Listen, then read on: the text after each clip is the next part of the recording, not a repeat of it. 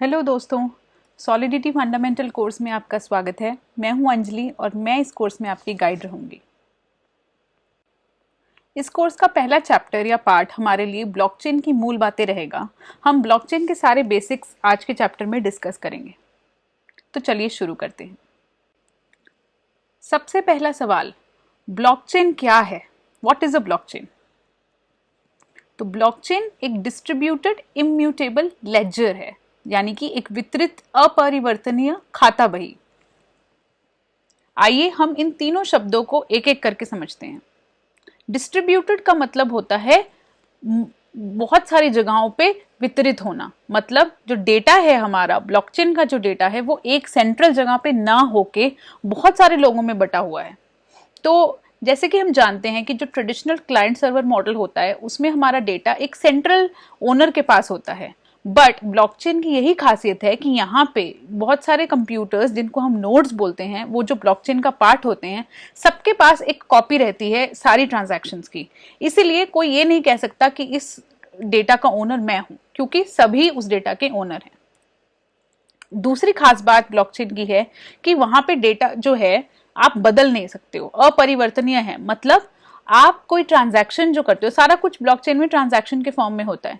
तो आप जो ट्रांजैक्शन, आप नई ट्रांजैक्शन लिख सकते हो, आप पुरानी ट्रांजैक्शन को पढ़ भी सकते हो। बट आप अगर चाहो कि आप पुरानी किसी ट्रांजैक्शन को चेंज कर दो, कि जैसे कि हम नॉर्मल अपने वेब 2 वाले में हम कर देते हैं कि अपडेट क्वेरी चला दी, वैसा कुछ भी पॉसिबल नहीं है, ना ही डिलीट कर सकते हो आप। तीसरी चीज, लेजर। लेजर मतलब खाता बही, जैसे एक डेटाबेस जो होता है। तो ब्लॉकचेन क्या है? एक डिजिटल डेटाबेस है। मान लीजिए इसमें सारी जो ट्रांजैक्शंस है वो डिजिटली डे 0 से लेके प्रेजेंट डे तक सारी जो हमारी ट्रांजैक्शंस हुई हैं वो इसमें रिकॉर्डेड हैं। तो अब तो तीनों शब्दों को अगर हम जोड़ दें तो इसका मतलब बना कि ब्लॉकचेन एक डेटाबेस है जो कि शुरू से लेके अंत तक हुई सारी ट्रांजैक्शंस को समेट के रखा हुआ है। पर वो भी एक जगह पर नहीं, काफी सारे लोगों में वो चीज बटी हुई है, जो अपने आप को ब्लॉकचेन का नोड कहते हैं। तो इन सब चीजों से होता क्या है कि हमारा जो डेटा है वो प्रोटेक्टेड रहता है, कोई भी उस डेटा को आके बदल नहीं सकता।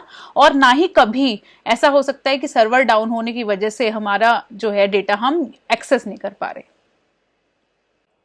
चलिए अब कुछ और जरूरी टर्म्स को देख लेते हैं। सबसे पहले हैशिंग। हैशिंग क्या होती है? डेटा का फिंगरप्रिंट। इसका मतलब, जैसे कि हमें पता है कि ब्लॉकचेन में बहुत सारी ट्रांजैक्शंस होती हैं, तो ये ट्रांजैक्शंस जुड़कर एक ब्लॉक में रखी जाती हैं। हर ब्लॉक का साइज फिक्स है। तो जैसे ही हमारे पास उस ब्लॉक के साइज जितनी ट्रांजैक्शंस आ जाती हैं, तब उनको जोड़ के एक ब्लॉक में डाल देते हैं। अब इस ब्लॉक में बहुत सारी चीजें रहती हैं, जैसे कि हर ट्रांजैक्शन का टाइम स्टैम्प रहता है, ब्लॉक का साइज मेंशन रहता है, ब्लॉक का नंबर मेंशन रहता है। उसके साथ एक डेटा का फिंगरप्रिंट मेंशन रहता है, जिसको बोलते हैं हैशिंग। तो क्रिप्टोग्राफी फंक्शन यूज करके हम इस हर ब्लॉक के डेटा के अनुसार एक यूनिक वैल्यू जो है वो निकालते हैं, जिसका नाम होता है हैश। वो उस डेटा ब्लॉक का हैश है और वो उस पर स्टोर्ड रहता है। साथ ही साथ इस ब्लॉक से पहले जो वाला ब्लॉकचेन में मौजूद है, हम उसका हैश भी इस ब्लॉकचेन में सेव करके रखते हैं। ऐसा क्यों करते हैं? क्योंकि ये वाला ब्लॉक पिछले ब्लॉक से हैश की फॉर्म में जुड़ा रहता है, और इसलिए जब ये सारे ब्लॉक्स एक दूसरे से हैश की फॉर्म में जुड़ते हैं तो हम इसको एक ब्लॉकचेन कहते हैं। हम इसके बारे में थोड़ा और डिटेल देखेंगे नेक्स्ट स्लाइड में। पहले हम बात करते हैं माइनिंग की। माइनिंग क्या है? माइनिंग का मतलब नए ब्लॉक जोड़ना, पर ये इतना आसान नहीं है। ब्लॉकचेन में बहुत सारी ट्रांजैक्शंस एक साथ होती रहती हैं। जैसे ही एक सेट ऑफ ट्रांजैक्शंस पूरी होती हैं और एक ब्लॉक बन के तैयार हो जाता है, तो अब दूसरा काम आ जाता है उस ब्लॉक को उस ब्लॉकचेन का हिस्सा बनाना।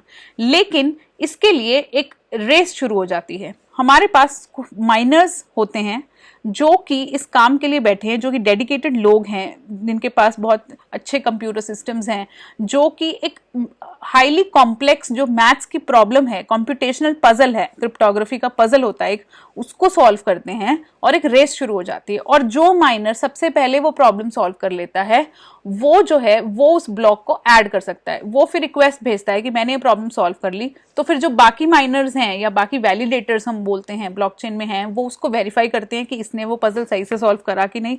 अगर वो उसको सब लोग वैलिडेट कर देते हैं तो वो ब्लॉक तो ब्लॉकचेन में ऐड हो ही जाता है, साथ ही साथ उस माइनर को भी हम कुछ रिवॉर्ड देते हैं। इस रिवॉर्ड को ही हम कहते हैं ट्रांजैक्शन फी या गैस फी जो हम चार्ज होती है, वो इस माइनर को जाती है एज अ रिवॉर्ड इस सारी प्रॉब्लम को सॉल्व करने के लिए।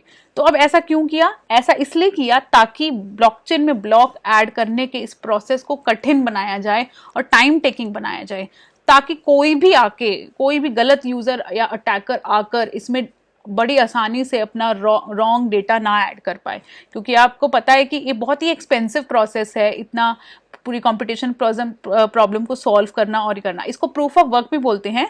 तो ये हम एक्चुअली कंसेंसस प्रोटोकॉल जो होते हैं उसमें डिस्कस करेंगे, जो कि जिसका मतलब है सर्वसम्मति प्रोटोकॉल्स। आप ये पिक्चर भी देख सकते हैं राइट हैंड साइड पे। तो कंसेंसस प्रोटोकॉल्स कई तरीके के होते हैं। जो अभी मैं बात कर रही थी वो प्रूफ ऑफ वर्क एक कंसेंसस प्रोटोकॉल है। सिमिलरली वो प्रूफ ऑफ स्टेक भी एक कंसेंसस प्रोटोकॉल है। तो हमारा जो बिटकॉइन जो है ब्लॉकचेन, वो प्रूफ ऑफ वर्क यूज करती है। माने जो वहां पे जो माइनर्स हैं वो ऐसे ही एक बहुत ही डिफिकल्ट मैथ्स प्रॉब्लम सॉल्व करते हैं। जो पहले सॉल्व करता है वो वैलिडेट कराता है अपने ब्लॉक को, अपने आंसर को। जब सब कह देते हैं कि सही है तो वो ब्लॉक ऐड हो जाता है और माइनर को बिटकॉइन मिल जाते हैं, कुछ part of bitcoin as a reward मिल जाते हैं।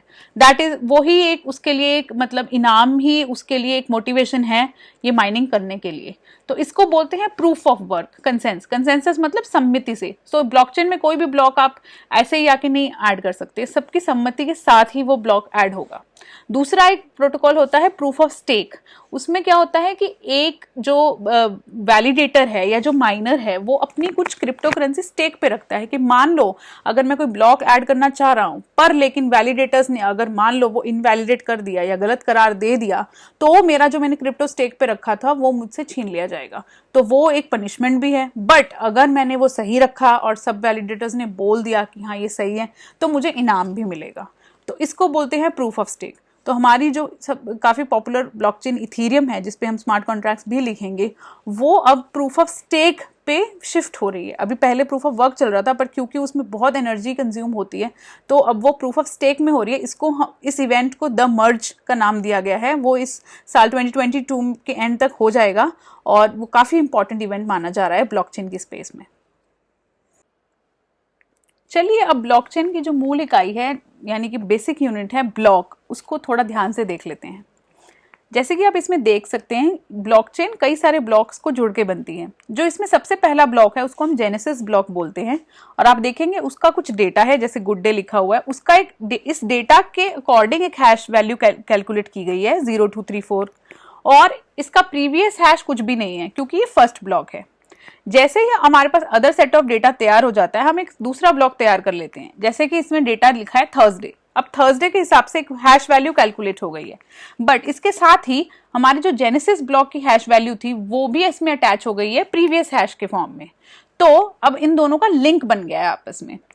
अब ऐसे ही जब तीसरा ब्लॉक जुड़ेगा जिसमें फिंगरप्रिंट डेटा है उसकी अपनी एक हैश कैलकुलेट होगी, बट प्रीवियस हैश में वो ब्लॉक 2 से जुड़ जाएगा। अब क्या होगा, मानिए कि कोई गलत यूजर इस ब्लॉकचेन में घुस गया है और वो ब्लॉक 2 का डेटा थर्सडे को बदल के फ्राइडे कर देता है। तो क्या होगा, जो फ्राइडे जब हो जाएगा तब इसकी हैश वैल्यू है वो बदल जाएगी, वो A4CE तो नहीं रहेगी क्योंकि हर हैश वैल्यू यूनिक होती है डेटा के अकॉर्डिंग। तो जैसे डेटा बदला, हैश बदली, ब्लॉक 3 को एकदम से समझ आ जाएगा कि मैं जिस हैश पे पॉइंट कर रहा था वैसे तो कोई हैश अब है ही नहीं सिस्टम में। तो वो एक अलर्ट रेस कर देगा। होगा क्या, सारे नोड्स जो हैं सर्वसम्मति के साथ इकट्ठे हो जाएंगे। 50% से ज्यादा नोड्स बोल देंगे कि नहीं भाई ब्लॉक 2 का डेटा, ब्लॉक 2 की हैश वैल्यू तो हमारी मैच कर रही है, ये वैल्यू कुछ अलग है, इसको निकालो और इसको रिप्लेस कर दो, हमारे से कॉपी करके रख लो। तो वो ये वाला डेटा डिस्कार्ड हो जाएगा और नया वही पुराना वाला चीज यहाँ पे आ जाएगी। तो इसीलिए ब्लॉकचेन में डेटा चेंज करना ऑलमोस्ट नामुमकिन है। चलिए अब कुछ पॉपुलर ब्लॉकचेन्स की बात कर लेते हैं। सबसे पॉपुलर है बिटकॉइन। ये सबसे पुरानी ब्लॉकचेन भी है। ये 2009 में संतोशी नाकामोटो ने शुरू करी थी। बिटकॉइन एक क्रिप्टो मुद्रा है या क्रिप्टो करेंसी है। कई लोग इसको ब्लॉकचेन से ही कंफ्यूज कर लेते हैं। तो ये जानने की बात है कि बिटकॉइन जो है वो ब्लॉकचेन टेक्नोलॉजी के ऊपर बनी हुई है और बिटकॉइन जो है वो basically proof of work model पे चलती है, जो कि हम पहले भी बात कर चुके हैं। तो यहाँ पे जो हमारा प्रोटोकॉल है वो कार्य प्रोटोकॉल का प्रमाण, work of proof of work basically use होता है, विच मीन्स कि यहाँ पे जो है माइनर को एक प्रॉब्लम सॉल्व करनी पड़ेगी और उसके इनाम में उसको बिटकॉइन मिलेगा और वो ब्लॉक ऐड हो जाएगा। हमारी अगली पॉपुलर ब्लॉकचेन है इथेरियम। ये काफी इंपॉर्टेंट होने वाली है क्योंकि हमारे स्मार्ट कॉन्ट्रैक्ट्स जो है वो इथेरियम में लिखे जाते हैं। ये ब्लॉकचेन 2015 में लॉन्च हुई थी और ये बिटकॉइन से ही प्रभावित होकर बनी हुई है, बट फिर भी बिटकॉइन से काफी अलग है।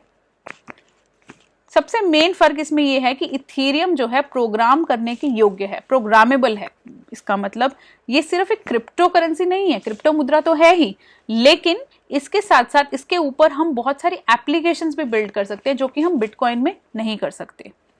बिटकॉइन सिर्फ एक पेमेंट नेटवर्क है, बट इथेरियम जो है उसके काफी सारे अनुप्रयोग हैं, जैसे कि इसके हम फाइनेंशियल सर्विसेज हो गई, गेमिंग हो गई, सोशल नेटवर्क्स हो गई और बहुत सारी एप्लीकेशंस आज के टाइम में इथेरियम ब्लॉकचेन के ऊपर बन रही हैं। इथेरियम की अपनी क्रिप्टो मुद्रा भी है। इसके अलावा भी और बहुत सारी ब्लॉकचेन्स एग्जिस्ट करती हैं, जैसे पॉलीगॉन है, सोलाना है, पोल्काडॉट है। तो इन सब की भी अपनी अपनी कुछ खासियत है, फीचर्स हैं, लेकिन हमारी जो डिस्कशन होने वाली है इस कोर्स में वो सबसे ज़्यादा इथेरियम पे होने वाली है, क्योंकि जो हमारे स्मार्ट कॉन्ट्रैक्ट्स हैं सॉलिडिटी में लिखे हुए वो हम इथेरियम वर्चुअल मशीन पे लॉन्च करते हैं। तो आज के लिए बस इतना ही। मैं उम्मीद करती हूँ आपको ये पूरा ब्लॉकचेन का प्रोसेस समझ आया होगा, इसके फंडामेंटल समझ आए होंगे। मिलते हैं अगली वीडियो में। Thank you.